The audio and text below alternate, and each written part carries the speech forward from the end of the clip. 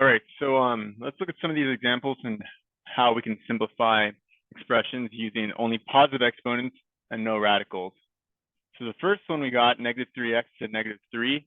So let's remember this property where we have x to the a, that'll be equal to 1 over x to the negative a, or you can say x to the negative a equals 1 over x to the a. So then if we just can recognize that anything can be written as a fraction, this is negative 3x to negative 3 over 1, then we just bring the x to negative 3 into the denominator, and this just becomes negative 3 over x to the 3, and that's just your answer using the basic exponent property. Now for the second one, again, let's make sure we always recognize that any number can be written as a fraction. So this is negative 5 over 1 times 3 over 2 times 4 minus 9x to negative 1/2 all over 1 times negative 9 over 1. So if we remember, let's just first multiply these whole numbers, or not these whole numbers, these integers across. So we have negative 5 times 3 times negative 9 on top.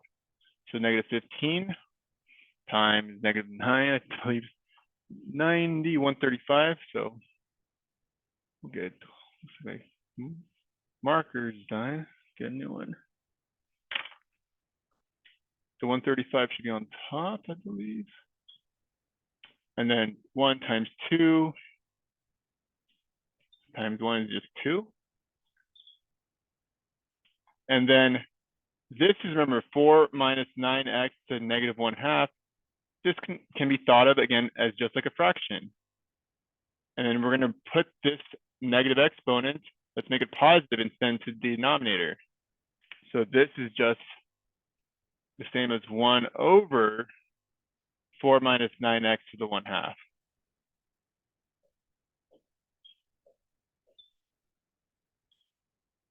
In the denominator like that. I mean, you can clean it up, maybe put the 135 on the top like this, and just have like the bottom as 2 times 4 minus 9x to the 1/2 power. Oops. All right, let's look at the third one.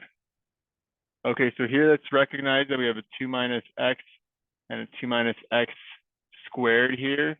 We got a bunch of 2's all across. So this is like 2 over 1. And this is like 2 minus x to the 1 power. So let's first take care of these 2's all across there. So 2 times 2, 4 times negative 2. That'll give us negative 8 on top. And 2 minus x to the 1 times 2 minus x to the 2. We're going to add those exponents. So we just get 2 minus x to the 3 in the denominator. And that'll be our answer. Problem 4. Here we're going to use the distributive property in terms of exponents. So if we remember that every term can be technically written as being raised to an exponent. So this is the same as like 16 to the 1 times x to the 2 times y to the 1. And all these exponents are being multiplied by 3/4. Let's go over here, let's make some space. So we're going to have 16 to the 3/4 power times x 2 times 3, or 6, over 4, 1 times 3/4 times y to the 3/4. Now we can go even further with the 16 to the 3/4. If you remember that you can take the 4th root of 16. So this is the same as 16 to the 1/4 power all to the 3rd power. Because again, you can distribute this 3 and go back to here and get the 3/4. And the 16 to the 1/4 power, that's the 4th root of 16, or what number raised to the 4th power gives you 16. And then that is simply just 2. So this is just 2 to the third. And then what's 2 to the third? That just becomes 8. So this first number is just going to be 8. So this whole guy here just becomes an 8. And then we can just simplify this 6/4 as 3/2 times y to the 3/4. And that'll be your final answer. All right, number 5. This actually isn't too bad. We just have to remember what the square root of a term is. That's the same as the term being raised to the 1/2 power. So let's write this over here. And let's first take care of this. So we have x at -1/2 in the numerator. So let's make that exponent positive. So we just get a 1, or we can say a -1 on top, over 2x to the 1/2. And this whole thing will be times the sine of x to the 1/2. You can think of it like that.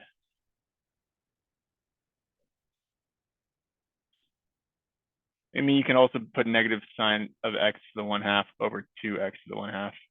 Just don't cancel these x to the 1/2. That's what they're trying to probably trick you with here. These are not going to cancel each other out because this is a composite function. This is the inside. This is a sine function technically. All right, number 6. Let's go one more here, and make some more space. I'm going to erase some of the stuff up here. Give us some more space for this guy. All right, let's do this up here.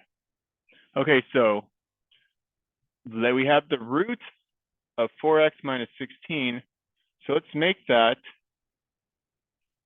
the root first of 4 times x minus 4, because you can factor out that 4 on the inside, over the 4th root. So this is basically x minus 4 to the 3/4. Because when you have this radical, if you have something like this, when you have an exponent or basically a small number which is outside this radical, this is equivalent to the term being raised to the 1/4 power. And since this is already being raised to the 3rd power, it's just 3 times 1/4.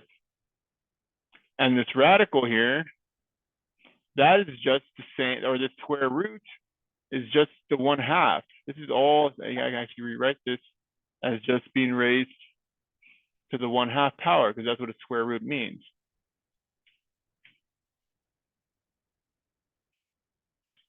Now, what do you have here is you have 4 to the 1/2 power times x to the 1/2 power times x to the 3/4 power. Let me clean this up too. And we can write this like this now. You can write this as 4 to the 1/2 power times x minus 4 to the 1/2 power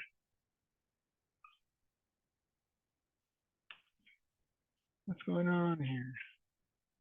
All over x minus 4 to the 3/4 power. Now, 4 to the 1/2 power, you're just basically looking for the square root of 4, which is just then going to give you 2. Let me get this out of the way too. 2. And then since both of these groups are the same, you're just going to use the exponent property. You're going to basically do 1/2 minus 3/4, or in this case, you just do 3/4 minus 1/2, because this is bigger. So we want to keep the term in the denominator. So this would be 2 all over x minus 4 to the 1/4 power, because 3/4 minus 1/2 is 1/4.